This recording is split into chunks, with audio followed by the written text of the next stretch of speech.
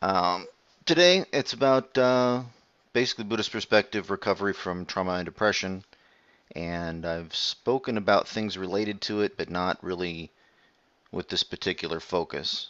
And hopefully, be useful for people, and it'll speak to them. So, I guess I'll just start right off and not wait for people. They'll show up as they choose. Uh, Want to make sure that people know it is serious. Depression is a serious thing. Trauma, of course, serious. It's called trauma. Um, but they're not things that need to be uh, dominating in a person's life. And sometimes they are. Um, Things can seem really bad when they're not bad because of it. Um, Trauma, the depression, it can seem kind of like some sort of even a mocking demon that's always there that ruins even the best of times or the best of feelings for you. And that's a very serious depression. And of course, when we have a serious problem, we want a subject matter expert. That'd be a therapist or a psychiatrist. I'm not going to say because you're Buddhist you should go ahead and seek only alternative methods or whatever. And you'll find that there is a lot of overlap between what therapists and psychiatrists say and um, things that go in the teachings of Buddha. I'd like to think that that's how they were informed that these things were real and useful. Anyway, first, there's life, I want to mention. And you yourself. Like a car, you're going to replace parts of it as you go along. Life's going to change. You're going to have to be okay with that. And that's a great thing for people that suffer from things. Um, like a car, parts get replaced until you have what you could call a completely different car. It's still your car, but everything has changed little by little. There have been incremental changes, and they don't seem to make it so you have a different car as you go along. But like a bucket, a huge bucket could fill from drops of water. Um, and it's the same thing. Little by little, small things can add up to big things. And I think that's probably one of the biggest things in life that you could know is that small things add up to big things. It happens faster than you think, and it does take time, though. You'll want to be patient, and you'll want to trade in what's less for more. You want to make investments in what it is you want or happiness and let the drops add up.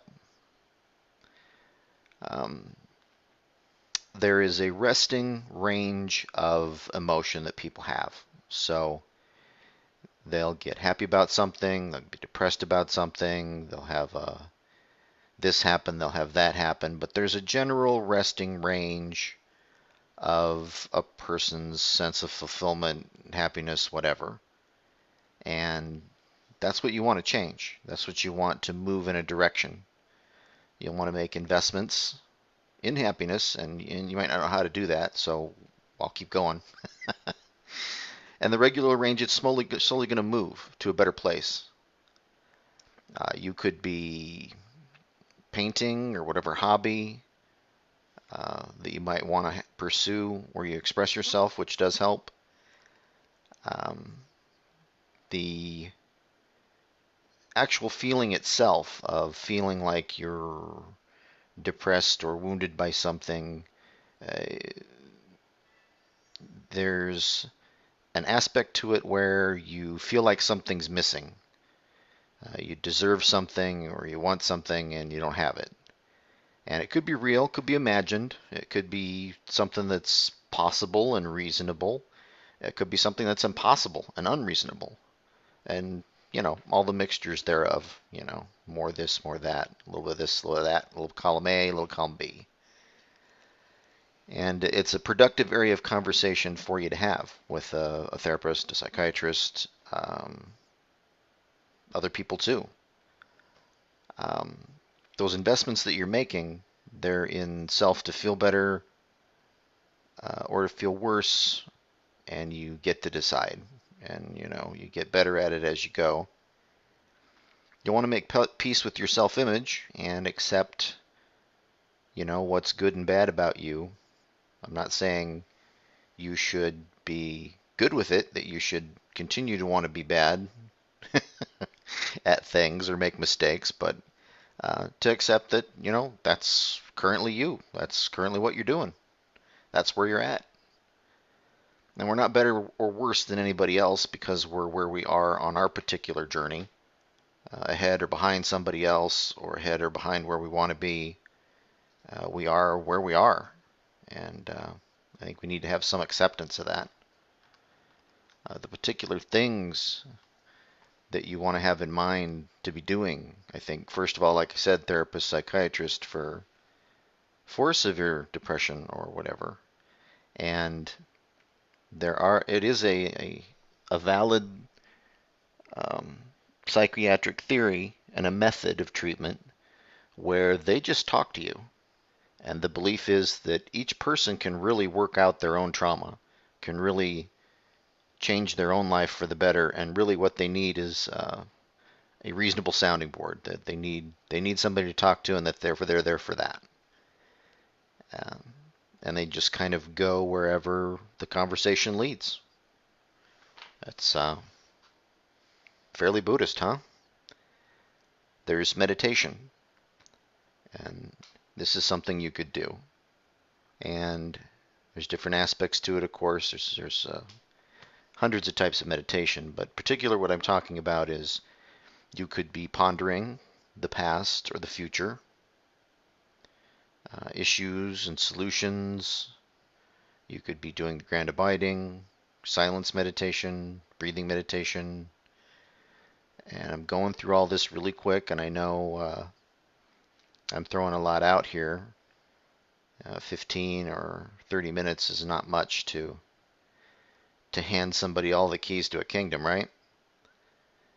Not that I'm actually doing that, but you get what I'm saying. There are the three particular, well, I guess I should mention more about the meditation. When I'm talking about pondering the past or the future, I'm talking about in the evening or the morning, you could be spending 10 minutes in just meditation of viewing the day before, the day that you've had. Your part in it as an observer, and seeing where you maybe messed up, seeing where you did well, seeing the progress that you're making. And the future, of course, seeing what you could be doing, looking at what the possibilities are. You could be pondering just a particular issue or just a particular solution to an issue. Silence, of course, is pretty self-explanatory. It's a calm, a resting place that you can practice at. Developing that place inside you that's serene, that's calm, pleasant, that you can go to that nobody can touch. As far as a traditional Buddhist outlook, there are the three gems, and that's the teaching, the truth, and the community. So, the teaching. Having an open mind, first of all, about your self-image and asking, well, who am I really? Specifically in the Path of Eight, the different 8 sections of life that Buddha points out is a wheel that turns that helps us move forward. And I've spoken about that in depth, the Path of Eight. That's a different video, but certainly I need to mention that here. Now we see ourselves in the expressions, and they should match not only who we are, but who we hope to be, and I think that should make sense. And when we know ourselves and we see our progress and potential within the teachings, we have something that we can rely on that will never fail us as a refuge. That's one of the 3 refuges, the teaching. Then there's the truth. You might ask, what is the truth? Pretty good question.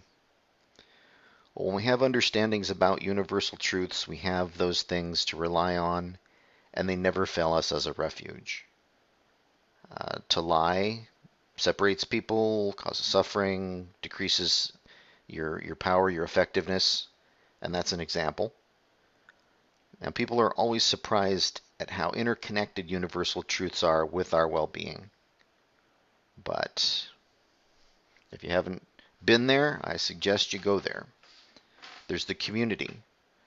Now, talking to friends about our issues and their issues, getting that expression out, um, getting other people's perspective, perhaps buy-in. You don't want to forget to share both joys and pains in life with somebody. And we can belong to groups. When we do have a community we belong to, we have a sense of belonging and well-being within that. And it can be a refuge that also never fails us. And of course, the community, I mean any kind of community. And normally a person will belong to several major communities. And when you take all these things together, and I threw them out there pretty quick, in a person that really suffers, that pain that's always there becomes more distant, and we find that that trauma that keeps getting self-perpetuated, the depression that gets self-perpetuated, that it's something we do to ourselves mostly. I mean, obviously something caused it, or maybe we don't even know what caused it, but there is some cause. And we do it to ourselves mostly, over and over, and self-perpetuate it. And we can do better than that. And attachments to behaviors can manifest without our intentions. And we can recreate, our sadness or over and over, or we can do the opposite. And depression can be turned into more like an old friend that you'll see in passing. And you can exchange pleasantries and be moving on with your day. Doesn't need to be something where you sit there and dwell with it. Does not need to be. And I'm not saying a person naturally, normally doesn't ever do that. And I'm not saying you shouldn't feel your emotions. Certainly you should fully feel them and move forward. That's what I'm saying. And I gave all these bullet points, basically, and gave all these ways. But you're going to need to look into these specifically and see what really speaks to you and make that effort. And I could go on and on about it, and I could really get into each one of these, but that would be several hours of speaking, and people are generally not into that. And how much can you really digest at one time, right? But I did put all this down in video for you, and you can play it over again. And since I covered these things pretty quickly and succinctly, you can go through it and see what you might have missed the time before. That's what I'd suggest. Anyway, I hope this has been helpful for you. You have some suggestions there. You have maybe a track to go on, some methods to try. And I do hope what's best for you in life. I hope that truth will remove delusion the way light removes darkness. And I want to thank you for having listened today. Thank you.